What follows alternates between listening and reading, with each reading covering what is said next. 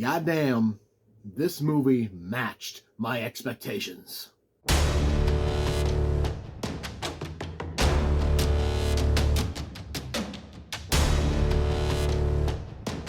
I am a big Evil Dead fan, whether it be the original movies, Ash vs. Evil Dead, obviously, or even the 2013 movie, which I thought was well done. I fucking love the Evil Dead, so I am very critical of Evil Dead. But at the same time, I went into this with high expectations because every interview Bruce Campbell did, he said it was awesome. And the original Rotten Tomatoes score was 100%, 96%. By the time I saw it, it was down to 90. At the time of this recording, it's down to 89. But still, overall, that's high for a horror movie. They usually don't go that high. Critics fucking hate horror movies. And what I got was honestly a bloody masterpiece. Emphasis on the bloody. Now, there's not really that much blood, like in the beginning of the movie, the middle of the movie. But as it ends, whoo, my God. Yeah, I read an interview from the director, Cronin. He said there was 1,700 gallons of blood used, and it's mostly in the ending. Alyssa Sutherland is Ellie. She is our main possessed, and I think she does a fantastic job playing a possessed person. Her movements, her voice. I don't know how much of it her voice is, because it does get, deep and demonic at points. So I don't know if that's her, if it's somebody else, if that is her voice and they edited it afterwards in post. But overall, she is fan-fucking-tastic. She is downright creepy. Yeah, I've never heard of her before this, and I'm a fan now. Same goes for Lily Sullivan. She plays Ellie's sister Beth, and I think she does a great job in playing like the protector kind of role. Basically, she is this movie's Ash. And honestly, though, the standout is the little girl, the kid, Nell Fisher, who plays Cassie. She's just like this little kid. She's the youngest of the three kids of Ellie. And throughout the entire movie, I feel bad for this poor girl because her mom is basically rotting from the inside. And then other things happen. I don't want to say exactly what happens. I don't want to spoil it if you haven't seen it yet. But like a lot of shit goes down and you feel bad for this kid. And like the way she goes about it, the emotions on her face, the looks in her eyes, the tone of her voice. It's like, this kid's got a future. I think one of the coolest things about this is, and something the director said in an early interview, and it's even mentioned in one of the recordings that we hear, which, ultimately wakes up the Book of the Dead, in that, in Army of Darkness, there's 3 books of the dead.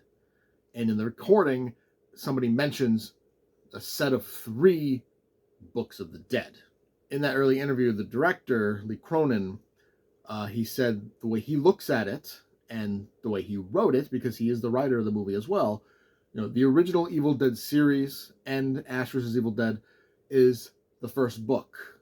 The 2013 movie, the second book. His movie, the third book. All 3 books are out in the wild and wreaking havoc.